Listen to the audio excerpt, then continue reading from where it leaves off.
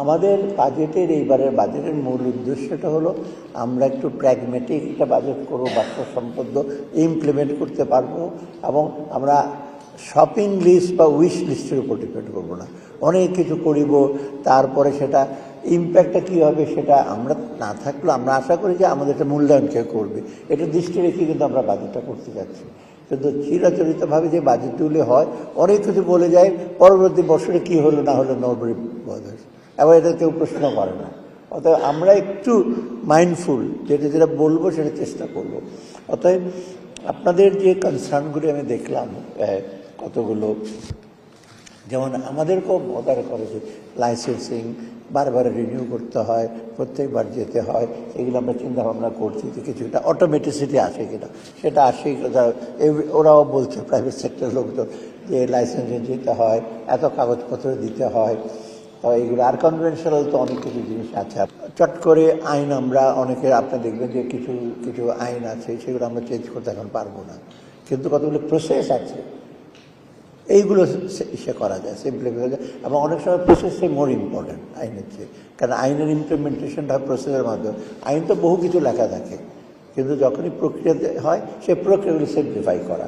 এই জন্য আপনাদের এই পরামর্শগুলো হলে আমাদের জন্য সুবিধা হবে কিছুটা।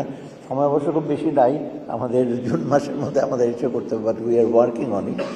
একটা জিনিস হলো যে অনেক সময় হয় কি আপনার এখন আমরা গ্র্যাজুয়েশনের একটা প্রসেসের দিকে যাচ্ছি, ব্যবসায়ীদের কম্পিটিটিভ হতে হবে, ব্যবসায়ীদের আরও এখন তো আবার ট্রাম্প সাহেবের এসে আসার পর আমরা মিটিং করছি বেশ কিছু সংস্থা, আমাদের চেয়ারম্যানও ছিলেন।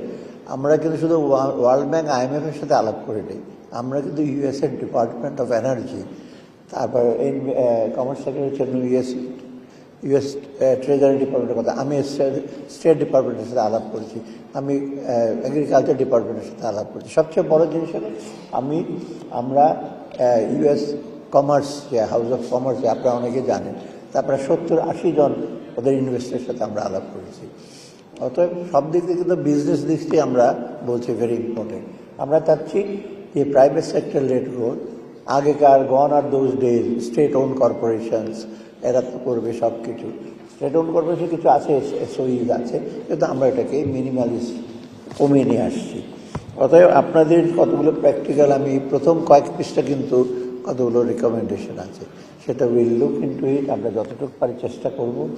তবে একটা জিনিস আপনাদের মনে রাখতে হবে যে এক্সেমশনস এবং এই যে কি রেয়াতের যুগ চলে গেছে, কিন্তু in fact I am in mood of eliminating most of the exemptions. এটা আমরা অনেক প্রেশারে আছি, আমাদের রাজস্ব বাড়াতে হবে, আবার ওইদিকে আমার সরকারও চালাতে হবে, আপনাদেরকেও ইনসেন্টিভ দিতে হবে, সেখানে তো টাকা পয়সা দরকার। ইনসেন্টিভ মানে রেয়াত দিলে নেগেটিভ, মানে আমার আরেকটা দিক হলো এক্সপেন্ডিচার।